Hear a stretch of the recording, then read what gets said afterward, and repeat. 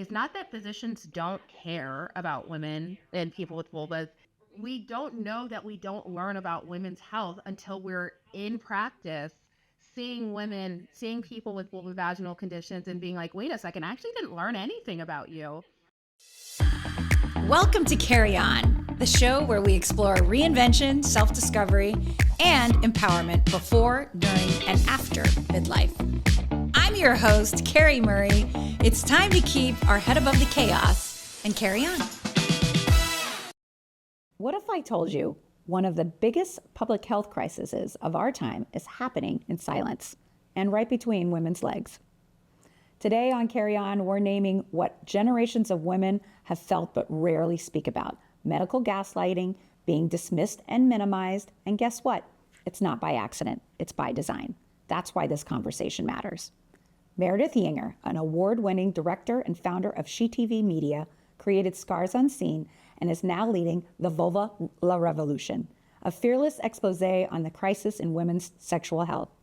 Dr. Maria Uloko, one of 6 urologists with advanced vulva-focused training, is a disruptor whose research is reshaping the field. Together, they're making a documentary that follows a patient, a doctor, and a femtech founder. 3 stories exposing how broken the system is and the revolution already underway.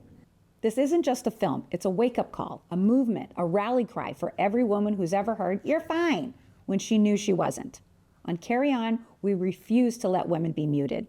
Welcome, Meredith and Maria, and I hope you enjoy the episode. Yeah. Thank you so much for having us. What an Thank you. introduction That was that? Well, I want to start with Dr. Maria. Thank you so much for being here.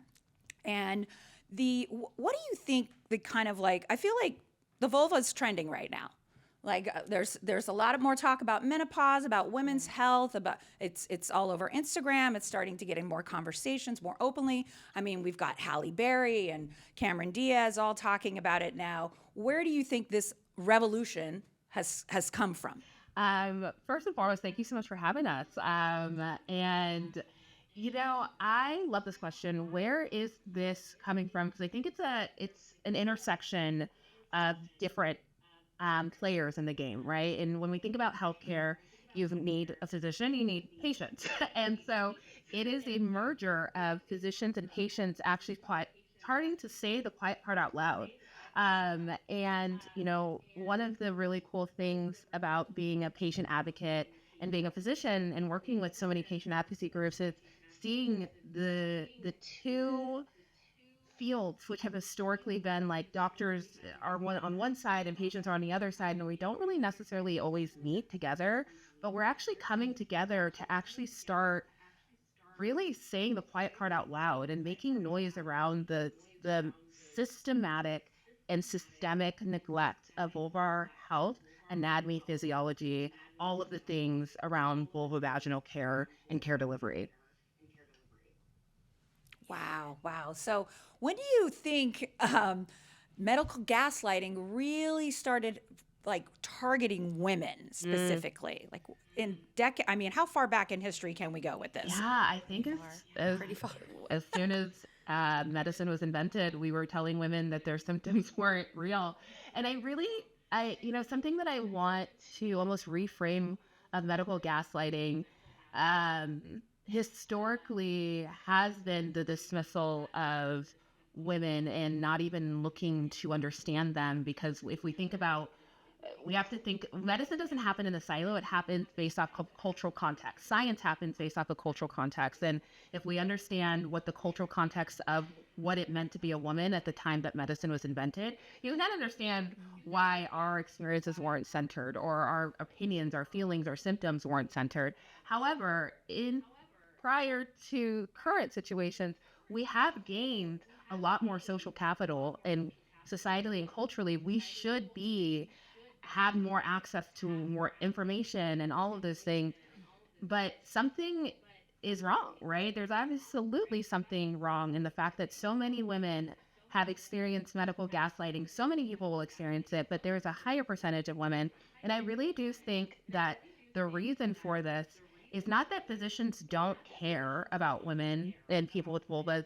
It's the fact that we actually kind of forgot that we don't know, or we don't know that we don't learn about women's health until we're in practice seeing women, seeing people with vulvovaginal conditions and being like, wait a second, I actually didn't learn anything about you. It's this Wow. quiet part that we're not talking about, the social contract that you have when you sign up for medical school, you take all the tests, you pay all the money, you go through the rigorous training, is that, oh, well, if I'm doing all of this, they're going to give me all the tools I need to then help and better serve the patients that I'm going to be treating. And a lot of us don't question the system because we work so hard to get here. Why would I question the system? The system can't possibly be broken around education. And then when you actually start poking holes and really looking underneath the hood of the education system that we have around healthcare and women's bodies, you realize that there is a lot of holes. There is a lot of gaps. And until we actually start looking at the problem, we will continue to propagate a system that enforces and really centers medical gaslighting. Wow, wow. And then how did you get involved with this revolution with Dr. Maria here? It's actually really funny because I met Dr. Maria at the Wise Paws Wellness event, which I think I've spoken to you about. And Denise Pines is amazing. She's created this like awesome event that brings together physicians and doctors and folks to educate those attending, and then also brings like brands and products there. So like you learn about a symptom, oh, there's a brand or a product that I know can maybe help me. And Dr. Maria was one of the incredible speakers. And I was there interviewing the experts and doing some of the video production for them. And I interviewed Maria and I was like, wow, in the 3 minutes of talking to you and in your speech, I learned more about my body than I have in 3 decades on this earth. Like, and I like research. I'm a nerd. Like I geek out. I look up everything. Like I make documentaries because I like to research things. And I was like, I don't know any of this. And I was like, how did I not know? And then if I don't know, most people probably don't know. Ask my friends. None of them knew. Like my mom, anyone. And I'm like, this is such a big deal. And I feel like Maria is doing such incredible work, not only through her practice, but also through the company that she's developing and like what she's leading in the spaces in terms of training doctors on how to talk to patients, how to actually educate them so that they can, not gaslight us and understand the different conditions and things that are happening. I was just like, Maria, we have to do something together. Like we have to do something. Like this cannot be the status quo. The call was in both of you, and I guess you met right at the perfect time. Maria, in your practice, and what have you seen that I think you can demystify for any women listening that they might go into an exam room and feel like, should I say anything? Yeah. How can a woman feel a little bit more confident? Yeah. So a lot of my work is as a vulvovaginal specialist. I treat things like pelvic pain, recurrent UTIs, recurrent vaginal infections, overactive bladder symptoms. So symptoms that impact millions of people in the United States alone. And then if we think about globally, these numbers are astronomical. And even though these numbers are so prevalent, it takes 7 years to get a diagnosis, 3 or more doctor's visits, and $20,000 out-of-pocket costs. I oftentimes can diagnose these patients in 30 minutes or less. And it's not yes, I'm good at my job. However, really what made me good at my job was the fact that I did additional training in my fellowship, where I went I trained as a urologist, which historically only deals with the urinary system and men's sexual health. I then went and did sexual health for all genders in my fellowship. And there's only been a handful of us that have ever done this. And the training that I learned there, I started medical school at 17. I was 30 when I actually learned about my own body in my fellowship. I was like, wait, how did I go through almost 15 years of medical education and training and rigorous training and not learn basic functions, like basic anatomy, basic physiology? Yeah. And if we look at the studies, this wasn't just my experience. This is so many people's experiences. And realizing that this is a systemic issue is why I say this today. I like to tell patients that first and foremost, whatever symptom that they're experiencing, it is real. Like, do not let us gaslight you to say, I have pain every time I have sex. That is a real issue, and there are real reasons as to why that happens. It's not just in your head. It's not that you hit your partner or you had trauma. Like all of those things could possibly be there, but there's oftentimes also a biologic reason as to why you're having these symptoms.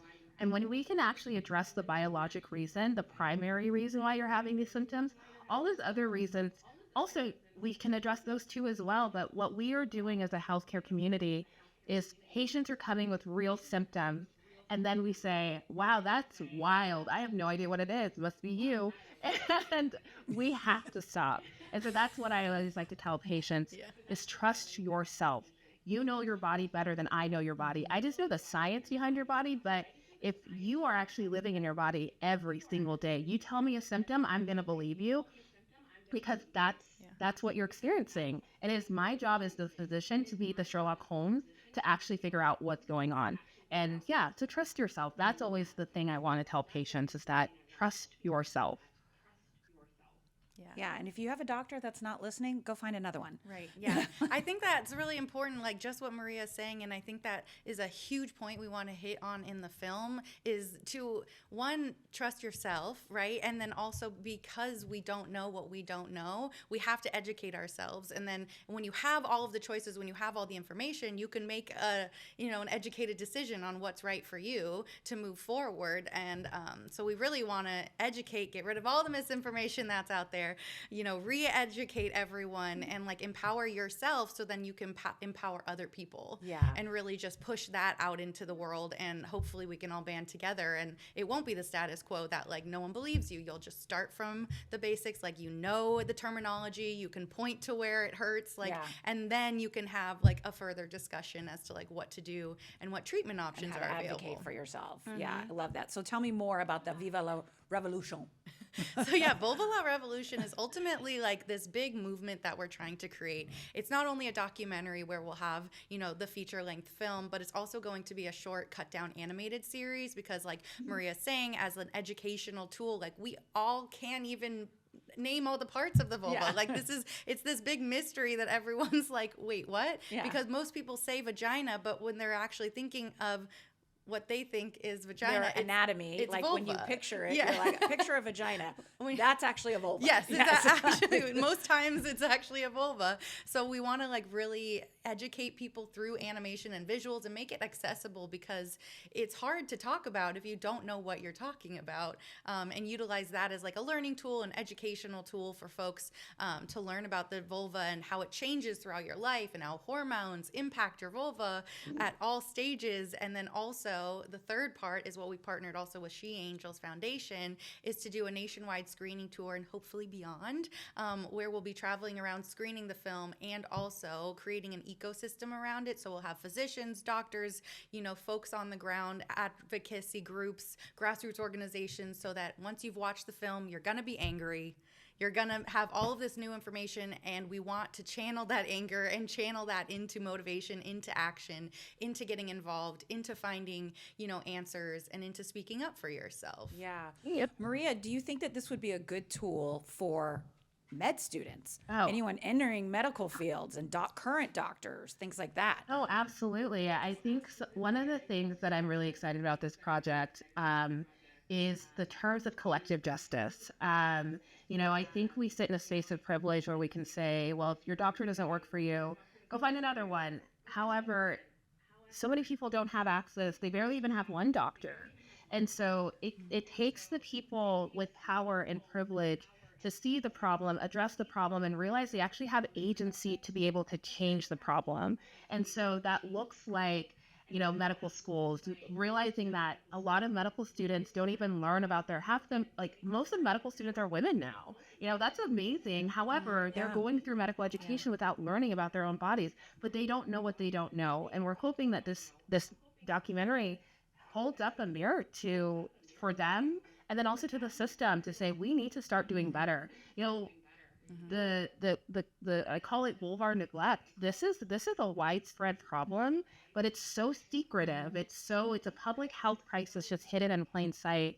And the people that have the power and the access and the means to make change need to also see these things, see these issues, and then that downstream effect of we now start making policies around making sure that all medical school students are trained, all doctors are trained, at that if you are doing this work of working with women and working with vulvovaginal work, you're getting fairly compensated because, fun fact, I, as a urologist, make more money as a guy than a gynecologist doing the exact same work solely because my lobbying group is better. My lobbying group lobbied for better prices and better reimbursements. And you have to also factor in that that's actually really important for a physician that's saddled with over $500,000 worth of loans coming out of medical school and medical training. So they want to be able to pay off those loans faster. And so that means like, well, I probably just won't see women, or I'll make it more expensive for women. So all of these systems all connect.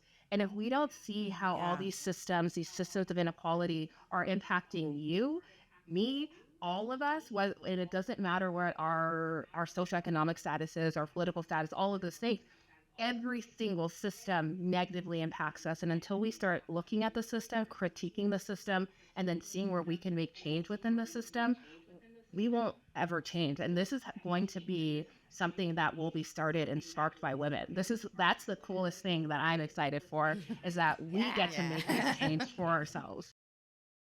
Ready for TED is an 8-week program led by my friend, Tony Purry. She's a PR pro, executive media trainer, and yep, a TEDx speaker herself, who, by the way, was a guest right here on Carrie On, episode number 2. This guided experience is built just for women ready to clarify their message and craft a signature talk and share their big idea. Whether you're an expert, founder, or change maker, you'll expand your influence, raise awareness, and gain unshakable credibility when you hit the red circle. I've seen firsthand how Tony supports women through this process. It's remarkable. Spots are super limited. Apply now at readyforted.com and let Tony be your guide on the global stage. For women who want more than just a getaway, Two Peacocks Travel offers transformative journeys that blend adventure, connection, and empowerment. Imagine wandering the colorful streets of Morocco with new friends, sharing stories over a meal in Peru, or conquering a new challenge with the encouragement of a supportive travel group. These experiences aren't just about places. They're about people, growth, and creating traditions that extend beyond the trip. It's time to travel with purpose and find your travel bestie and make an unforgettable memories. Join the movement at twopeacockstravel.com.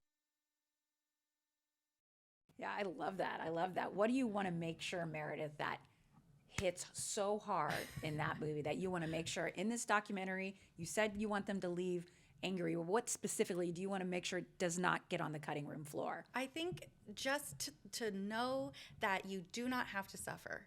Yeah. I think that like your pain is valid, you do not have to suffer, and really holding just that standard for yourself and for other people, because it's been, neglected for centuries. And I just think if you can walk away knowing like you're not crazy, your pain is real, and also you don't need to suffer, and how can we get you to a place where you aren't suffering, you aren't in pain. And Dr. Maria's work is incredible too, and a lot of what she says is a lot of these conditions are preventable, a lot of these conditions are treatable, and through a lot of over-the-counter, typical prescriptions. It's not crazy solutions that we're working with here. And that's what's so wild to me, is like, we don't have to suffer. Older women don't have to be having recurrent UTIs that then lead to infection. Like my grandma died from an infection going in, UTI recurrent, going into a UTI, and she was 95. Oh, wow. And so it's like, those things are preventable, and you don't have to suffer. And I feel like it's really important to just not accept the status quo. Can I cuss on this show? Watch your dirty fucking mouth. Not accept the status quo bullshit. Like, it's honestly bullshit. Like, just don't accept the bullshit, and really, like, you do not have to suffer, and there is another way. Yes. Love that. Love that. Maria, what if there's a doctor watching this? I'd like to think my audience is full of doctors. How can she get to what you're doing? Like, what can we say to her right now? Go to your practice, and you're an OBGYN or whatever. Come meet with me. What can she do right now in her practice to make an impact? Yeah, so that's a fantastic question. First and foremost, it's realizing it's not you, it's the system. Like, I think that's also something that I want to absolve doctors of. Like, whenever I talk critically about the fact that doctors were not doing a good job of diagnosing, I'm not critiquing the individual doctor. I am critiquing the system that trained that doctor, because that doctor is brilliant. They went in with this idea that they are going to help people. And we were all kind of bamboozled by a system that didn't teach us what we needed to learn. So that's always the first and foremost. It's like, I never want to call out people. I mean, I will, don't worry. But it's more so I want to call people in. And so it's not your fault. The system, it's systemed exactly the way it was designed. And now that you know better, you can do better.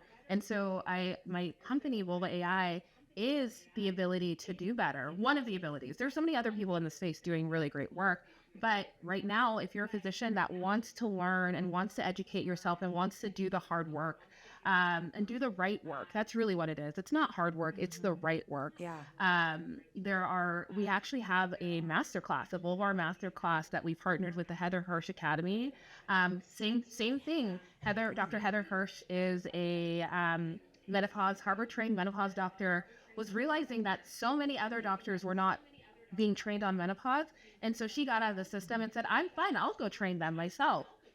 And so we partnered with her because menopause and vulvovaginal issues go hand in hand together. And so we created truly the most comprehensive curriculum around how do you diagnose the most common vulvovaginal conditions like pelvic pain, recurrent UTIs, overactive bladder symptoms, and not just through the kind of classic lens, but actually looking at it from a urology, gynecology, pelvic floor lens, a really comprehensive approach. Use your CME money. That's what CME is, continuing medical education. My job is that if I can't get ACOG or CREOG, which are the governing bodies of they're the ones that train us. If I can't get them to change their curriculum, this is where I say that grassroots organization, if I can then have physicians say, okay, then it's my responsibility to do better for my patients, and I'm going to go buy this course, and then I'm going to go educate myself while also putting pressure on the systems that train me to do better. That's what we're at. It's the impact in every single offering that we have. Wow, that is a revolution, ladies. That's what we're working for. Wow, just a little bit of a project. You guys are just a tiny thing. Yeah. Well, let me ask you a little bit more of an emotional question. Okay. What made you kind of approach Dr. Maria at this conference and be like, wait a minute, and to learn so much in the 3 minutes you talked to her when you were growing up, you know, like, did your mom talk to you about your body? Did your mom, like, because I know my mom didn't. Like, what was your experience young with learning about your female anatomy, your period, like all the things? Or was it even something you even talked about? Does anyone remember the American Girl doll body book? Yes. Does anyone remember that? Yes. I think I had that. Like, I think I had that book to go off of. I also grew up in a very strict, Catholic school all throughout up till college, background. So I had Christian sexuality as a class, and that was zero information in terms of actual anatomy, actually what's happening. It was just, mostly guilt and shame. Don't you get pregnant, in a book. So that was pretty much like what I had, and I knew that it was like, I'm like, well, that's so weird to me. Like, why can't we talk about this? And then you grow up, like, in high school, people would play the penis game, and I know that this is like a joke. I don't know if this is a LA thing or a Southern California thing, but I'm like, we can scream penis in the middle of a mall, but like, I can't talk about my period in public. Like, I don't understand why this is. They're like, oh no, don't talk. You're bleeding, but like, oh gosh, do you have a pad? Do you have everything was like whispered and shamed around it. And so I feel like listening to Dr. Maria was really just like this moment where I just saw in her like such courage and such like bravery in what she is doing and saying the quiet part out loud. And I was honestly just inspired, and I felt like, okay, we can't let this end here. Like, this needs to be a wider thing. I know that this is an undercurrent in terms of like women's empowerment and this movement and just really equality on all scales and intersectionality. Like, there is this movement that we want that. And I know people want that. And I want that. Yeah. So I hope that we can create something that inspires people to do that in whatever way that looks like for them. Right, right. And Maria, what would you say to a mom right now who has a teenage daughter and is about to hep on into womanhood? You know, how can we empower mothers or aunties or grandmas to talk, or dads to talk to their daughters who are prepubescent? Yeah, you know, that's such a loaded question. I love it so much because I remember my period talk. You know, I grew up in a very traditional African culture, super patriarchal, super kind of like internalized misogyny through and through. And I remember when I got my period, and my mom like pulled me aside and was like, "This is the most shameful thing that you will ever experience. Like, and don't tell anyone, like, all the things." And even at like 10, I was like, no, this ain't right. Like, she told me that like if a boy touches you, you will get pregnant. And I was like, yeah, I can't trust this lady. And like, but that, like, how lucky am I that my internal compass has always been like, I'm calling bullshit here. And Calling something. And has like, and even getting, and so I was always just deeply curious. Because I'm also that person that if you tell them no, I will say like, well, now I want to know why you told me no. Now I'm curious about the thing that you told me I shouldn't do. And so I think because it was so hard for me to learn about womanhood and periods, it was such an interesting thing. I then became obsessed with learning about it. And I didn't even really fully realize it. This was all subconscious. And so I really want to tell moms, and now with a lot of space, a lot of grace, a lot of therapy, a lot of all the things, I can look back at that conversation and yeah, it's hilarious, but that was the best my mom could do. That was the conversation she probably got from her own mother and her grandmother and all, you know, all the women behind us. And that's a societal construct of shame around womanhood and whatever womanhood looks like for you. And so for mothers and aunties, I want you to unpack your shame before you start talking to your daughter about that. First things first. First and foremost is really unpack your shame because in the grand scheme of things, the patriarchy has stripped you of understanding your body and your knowledge, and you're then passing on that shame to your daughters, to your offspring, and this is how the cycle continues. And I think one of the things that I think why I'm so loud about this is because on the flip side is I see what that shame leads to directly to suffering of women and people with vulvovaginal issues, you know, suffering for 20, 30 years, unable to work, unable to walk, unable to engage in connection with people solely because they were ashamed. And the system then upholds that shame. And it's like, none of this has to happen. Like, all of these conditions, so many of them for so many people are so straightforward, so easy to diagnose. But because the patients are ashamed and the doctors also have internalized shame, and the fact that we don't even realize that we're not being taught basic anatomy, everyone's getting fucked in the way that we don't want to. And as a sexual health doctor, I'm all about consent. And so I want people to be engaging in sex and sexual activities in a way that feels good to them, and consenting to them, and not knowing about your body actually is a lack of consent because you don't know all the things that can happen. So that's what I tell. Right. And I'm curious, in all your research and all your years in medical school and all the things, how much shame is around the penis? Oh, none. I became a urologist because I loved penile surgery. Like, I love we have whole conferences solely on the penis. Like, it is shocking. Several day conferences on the penis, workshops, like a whole field of medicine is dedicated solely to the penis. Like, I am a subspecialist of a penis. Like, not was I shamed for talking about a penis. I mean, obviously, social. Not to mention the funding behind that research too, and everything as well. Maria talks about that too. It's just so much funding around. Much funding around the research around the erectile dysfunction and all these things. Like, give them all the funding. Fund it. Yes. Yeah. And God forbid they have something that, has bad side effects. Well, Right. don't give that to men. Yeah. They're too precious. Yeah. Yes. No side effects. Oh my gosh, I love it. Now, really quick, I want to know, we've got this movement. How can people support this? How can we get on your bandwagon? How can we follow along with this? Yeah. We want to support this, definitely. And I love that you're connected with She Angels. Yeah. I love that it's a bra collaboration, Yes. too. That always warms my heart. I love But it. how can we get on your bandwagon, ladies? Because we need action. Yeah. I'm ready.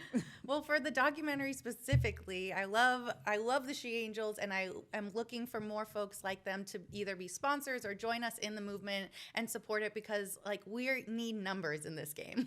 This is a numbers game. We need physical numbers, but also we need to rally together. And I think the louder we are together, the more that we'll actually implement change on all different levels of society, whether that be in policy change, in research, equity, in funding, these institutions and companies like Maria's that are doing this game-changing work.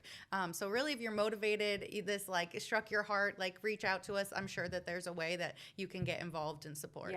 Yeah. And for you, Maria, you have your master class, but also the Vulva AI. Yes. Tell us a little bit more about that. Yeah, so Vulva AI was born truly out of, I had no other choice. When I was in academia, I saw close to 2,000 patients in a year and a half, had a year and a half waiting list. I was going around the world trying to train doctors, teach them 14 years of education in an hour lecture. I realized that there were just not enough time and not enough resources, just not enough a workforce to be able to do this work. And so I realized that, and what I was also seeing was I was seeing companies like MIDI and Alloy who were also solving a very similar problem, menopause. Lots of people were going through menopause, and then the healthcare system wasn't keeping up. So what they then did was they said, fine, we'll create our own system. And so that's what I'm doing around vulvovaginal work is with Vulva AI. Not only we're solving 3 problems. We're solving the problem of the fact that physicians aren't being educated. So we're actually educating the physicians in the way that we're meeting them where they're at. We're also solving the problem that patients, because they don't know anything about their own bodies, aren't able to advocate in the doctor's office. So we also have tools and educational platforms all for patients so that they can become their own advocates. And then the third is we're actually going to start delivering medical care to physicians. We train, or not to physicians, to patients, and physicians too. But we actually then also be delivering care directly to the patient. So we're really literally taking the direct-to-consumer healthcare model, but we're actually creating a whole ecosystem around it so that we're solving the problem at the 3 layers where they exist. There are many more layers. However, I'm only one woman, and so I can only do so much. But because of that, I am only one woman. Only do so much. I am one woman, and I can only do so much. And that's actually something that I always want to tell people is they oftentimes are like, thank you so much for the work you're doing. I'm like, yeah, no. I actually, this is not just for me. This is for you. I also need you to join in the work. Whether that's speaking about it, talking about your vulva, donating money, introducing us to funders or people with that are policymakers. That is how you contribute to this revolution.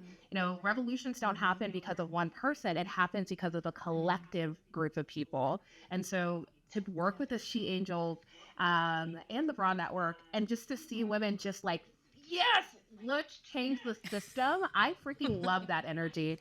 And that is the energy that we need around the world. We have the opportunity to create global change, global lasting change. How amazing is that? I can already see the T-shirt. Are you kidding me? The merchandise options are endless. I'm excited about all of this. Wow. Well, before we wrap up, tell us where we can find you, all the places, all the spaces, so we can follow along this journey. We'll definitely put in the show notes the link to donate to be a part of this revolution, how to participate, and how to follow along and discover what you guys are up to. This is going to be so powerful, you guys. But tell us where can we find you? Yeah, all? so Meredith Yinger, She TV Media on all LinkedIn, all of the socials. That's where you can find us and follow along, or our website shetv.me. You can look us up there. And then Maria, tell us how they can find you. Can we find you, Maria? Yes, I am on most social media platforms at Maria Uloko MD. And then also, if you want to support Vulva AI, we are raising a $1.5 million pre-seed round. We are come on in, we'll work with you. And then you can also then sign up for our waiting list for our patient advocacy tool that's coming out next year. If you're a physician, or not even physicians, clinicians, pelvic floor physical therapists, sexual health therapists, sign up for the masterclass. You'll learn so much. It's going to just constantly be updating and going. And yeah, Vulva La Revolution. I love it. Join the revolution.